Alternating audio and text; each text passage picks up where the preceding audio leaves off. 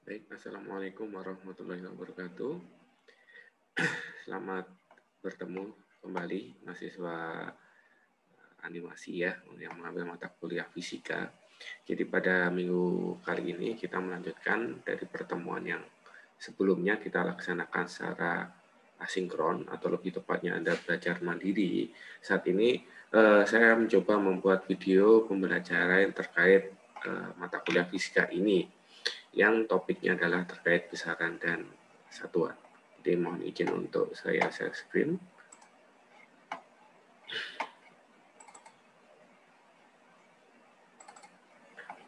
Oke. Jadi topik dari pembelajaran hari ini adalah terkait besaran dan satuan. Tujuan dari pembelajaran ini adalah setelah mengikuti perkuliahan ini, mahasiswa diharapkan dapat memakai berbagai hukum fisika untuk memecahkan masalah fisika yang sederhana, serta menerapkannya pada berbagai kasus dalam bidang animasi. Yang ini juga nanti akan dilibatkan juga di PBL ya. Jadi mungkin ada beberapa hal terkait mata kuliah fisika ini yang bisa dikaitkan dengan PBL yang nantinya akan Anda jumpai dalam kegiatan ke depannya. Oke, jadi ada beberapa hal yang akan kita pelajari di sini. Yang pertama adalah pengertian besaran, satuan, dan pengukuran, kemudian besaran pokok dan besaran turunan, kemudian standar sistem internasional, kemudian besaran ekstensif dan intensif, kemudian dimensi, dan diakhiri dengan angka penting. Mungkin beberapa pembahasan ini pernah rekan-rekan singgung ketika menduduki pembelajaran di pendidikan sekolah menengah ataupun sekolah menengah atas ya. Ini hanya untuk merimain kembali dan pendalaman terkait matematika fisika dasar ini. Mari kita kembali membahas tentang definisi dari besaran, satuan, dan pengukuran. Besaran adalah sesuatu yang dapat diukur, dinyatakan dengan sebuah angka atau nilai serta memiliki satuan. Sedangkan satuan sendiri adalah sesuatu yang digunakan untuk menyatakan hasil dari pengukuran dan sebagai pembanding untuk pengukuran lainnya. Sedangkan pengukuran itu adalah membandingkan sesuatu untuk mendapatkan nilai dari besaran dengan satuan. Besaran adalah sesuatu yang dapat diukur, dinyatakan dengan sebuah angka atau nilai serta memiliki satuan. Contohnya adalah dalam mengukur berat batu mendapatkan 5 kg. Artinya, berat atau massa merupakan besaran. 5 adalah nilai dan kilogram adalah satuan. Besaran terdiri dari 7 yang sudah ditetapkan, yaitu besaran pokok dan besaran turunan. Besaran pokok mengacu pada standar internasional. Saat ini besaran pokok terdiri dari 7 besaran yang sudah ditetapkan, seperti pada tabel di bawah ini. Yang pertama adalah besaran pokok panjang, itu satuannya meter, disingkat dengan M. Kemudian untuk besaran pokok massa, itu satuannya kilogram, yang disingkat kilogram atau kg. Kemudian besaran pokok waktu, satuannya adalah detik, singkatannya adalah second. Kemudian besaran pokok watt arus listrik, itu satuannya adalah ampere. Kemudian singkatannya adalah A. Kemudian besaran pokok suhu, satuannya adalah Kelvin, singkatannya adalah K. Jadi meskipun kita lebih familiar dengan derajat Celcius, tapi untuk satuan internasional untuk besaran pokok suhu itu adalah Kelvin. Kemudian untuk intensitas cahaya adalah kandela, singkatannya adalah CD, dan jumlah zat satuannya adalah mol, dengan singkatannya adalah mol. Rincian ke-7 besaran pokok dapat Anda pelajari dari materi yang sudah saya atau dosen koordinator upload di learning. Jadi ini contohnya adalah besaran panjang, itu satuannya meter, simbolnya M.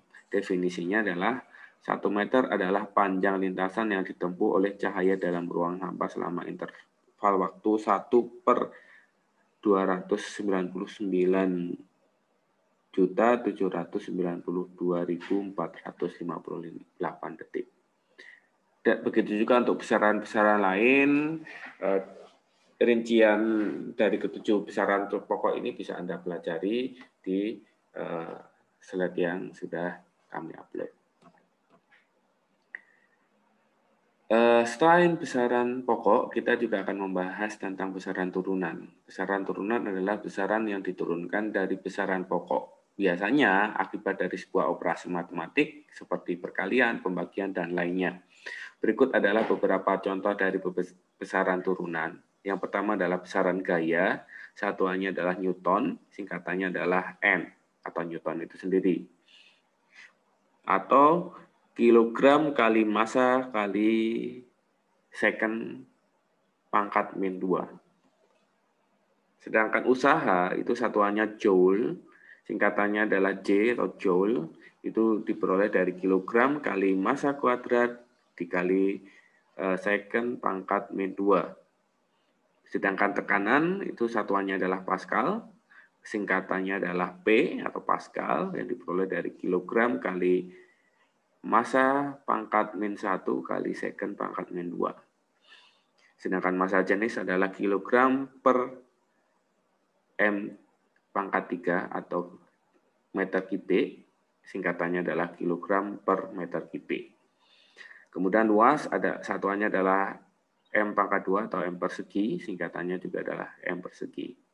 Contohnya kita lihat di massa jenis ini, satuannya adalah kilogram per meter kubik. Berarti untuk mendapatkan besaran turunan massa jenis ini itu adalah hasil dari operasi dua besaran pokok, yaitu berat atau massa yang satuannya kilogram dibagi dengan panjang yang dikalikan menjadi suatu dimensi.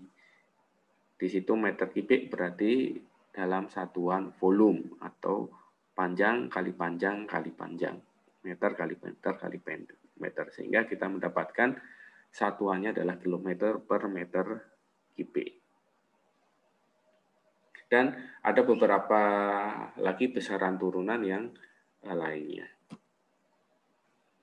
Kemudian materi yang akan kita bahas selanjutnya adalah aturan angka penting. Angka penting adalah angka yang diperoleh dari hasil pengukuran. Angka penting terdiri dari dua, yaitu angka pasti dan angka terakhir yang ditaksir atau angka taksiran. Berikut adalah aturan-aturan terkait angka penting. Nah, ini sebenarnya pernah disinggung ketika Anda mengenyam pendidikan di sekolah menengah akhir ya. Jadi ini harus Anda perhatikan karena dalam berbagai operasi matematika, aturan angka penting ini pasti akan sering Anda jumpai. Aturan penulisan atau penyajian angka penting dalam pengukuran adalah semua angka bukan nol adalah angka penting. Contohnya adalah ada angka 245,5 berarti memiliki 4 angka penting. Kemudian semua angka nol di sebelah kanan tanda desimal tetapi di sebelah kiri angka bukan nol bukanlah angka penting.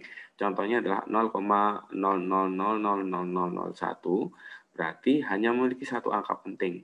Karena ketentuannya adalah angka 0 di sebelah kanan desimal dan sebelah kiri angka bukan 0 itu bukanlah angka penting. Kemudian semua angka 0 di sebelah kanan tanda desimal yang mengikuti angka bukan 0 adalah angka penting. Contohnya 2,00 memiliki 3 angka penting. Nah, ini Anda perhatikan poin 2 dan 3. Di sini jika ada angka 0 di sebelah kanan desimal yang di depannya itu merupakan angka bukan 0, berarti 00 tersebut adalah angka penting. Sehingga kalau 200 berarti dia memiliki 3 angka penting, yaitu 2, 0, dan 0. Begitu juga misalnya contoh lain adalah 2,300, berarti memiliki 4 angka penting. Selanjutnya, angka 0 di sebelah kanan angka bukan 0 tetapi tanpa tanda desimal bukanlah angka penting. Jadi contohnya 3.400 hanya memiliki 2 angka penting, yaitu 3 dan 4. Karena angka 0 di sebelah kanan angka bukan 0 itu bukanlah angka penting. Kemudian yang kelima adalah angka 0 di antara dua angka penting merupakan angka penting. Misalnya 560,0 memiliki 4 angka penting.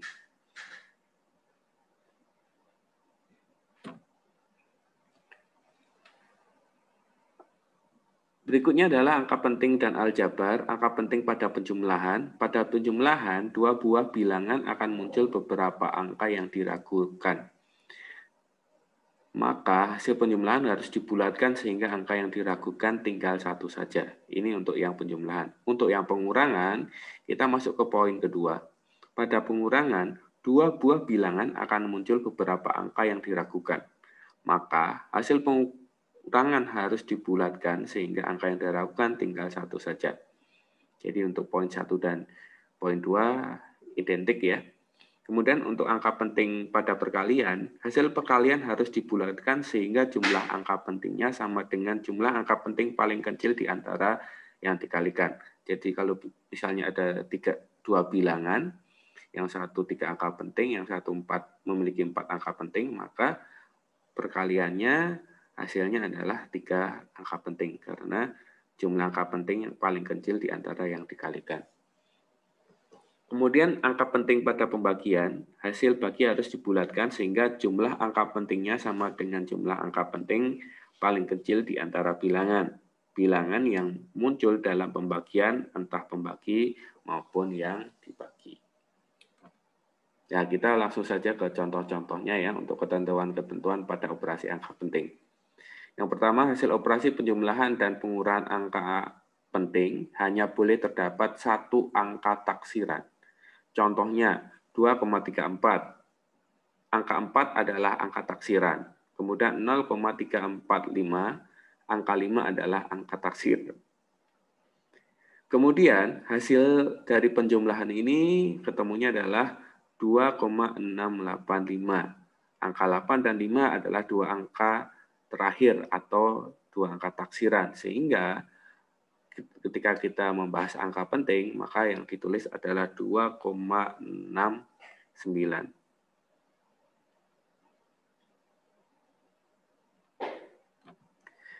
Karena dibulatkan menjadi 3 angka penting saja. Karena kita bisa melihat taksiran di baris pertama adalah 2,34 tuh dia memiliki lebih sedikit angka penting dan memiliki satu angka taksiran, yaitu angka 4. Sedangkan yang baris yang kedua adalah angka 5 adalah angka taksirannya, sehingga kalau kita jumlahkan memiliki 2 angka taksiran, dan sesuai dengan aturan angka penting, maka kita hanya diperbolehkan terdapat satu angka taksiran untuk penjumlahan ataupun pengurangan. Ini pengurangan juga sama, misalkan 13,46, angka 6 adalah angka taksiran, kemudian 2,2347, angka 7 adalah angka taksiran. Kemudian ketika kita jumlahkan menghasilkan nilai 11,2253. Angka 2, kemudian 5, dan 3, itu adalah 3 angka terakhir yang merupakan taksiran. Maka hasil pengurangan ditulis 11,23.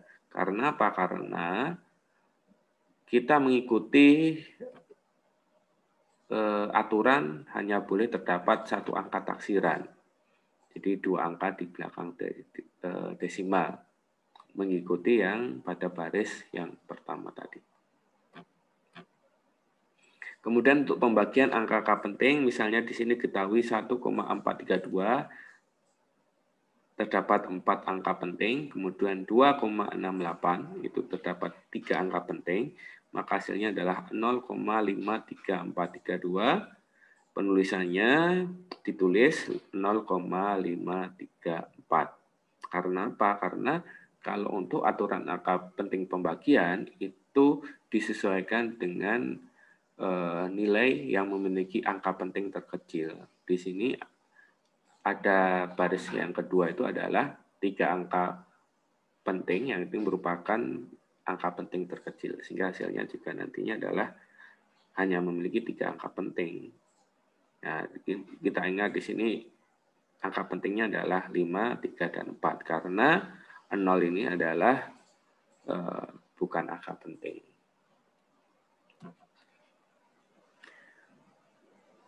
Oke, kemudian seringkali kita menjumpai pembulatan. Jadi kaitannya ketika kita menetapkan aturan angka penting, angka 5 ini menjadi pertanyaan apakah dia dibulatkan ke atas ataupun di bawah.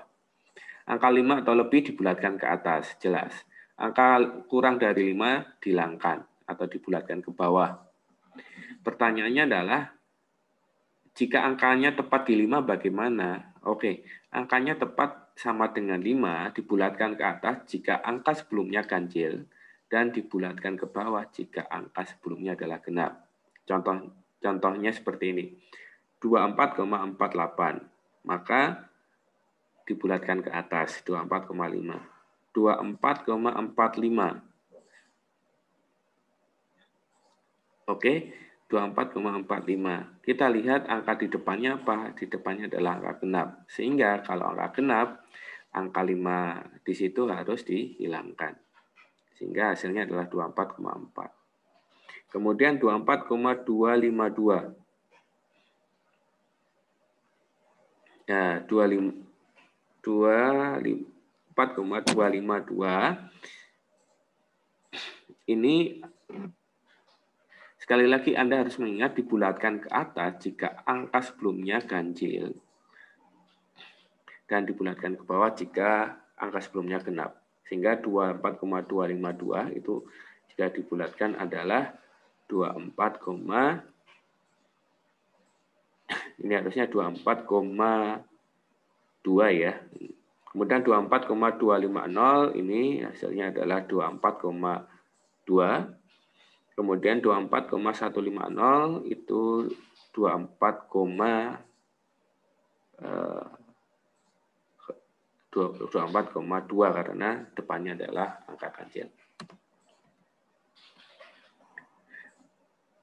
Selanjutnya terkait notasi ilmiah atau bentuk baku. Penulisan notasi ilmiah atau cara baku secara umum adalah sebagai berikut.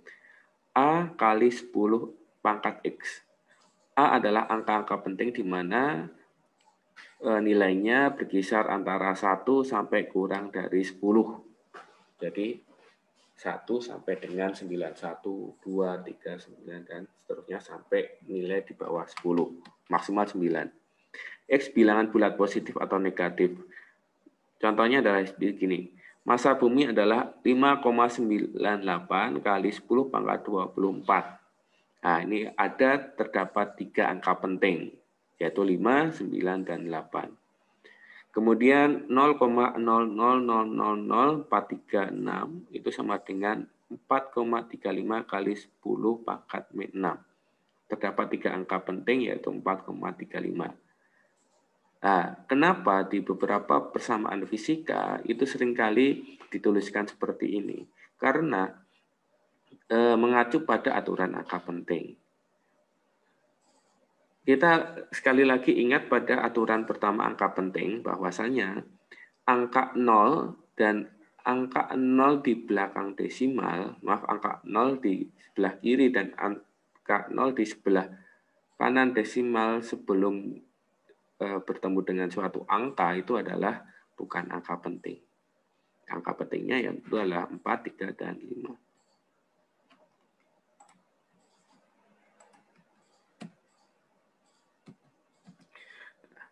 Nah, jadi slide ini terkait notasi ilmiah atau bentuk baku ini merupakan materi terakhir dalam perkuliahan fisika terkait besaran dan satuan pada minggu ini. Silakan rekan-rekan boleh memberikan komentar atau pertanyaan terkait materi ini. Silakan kalau masih ada yang masih bingung, silakan ditanyakan dengan cara chat secara pribadi di WA saya ataupun melalui komen di bawah video ini. Mungkin itu saja yang dapat saya sampaikan, kurang lebihnya saya mohon maaf. Sekian, saya akhiri. Wassalamualaikum warahmatullahi wabarakatuh.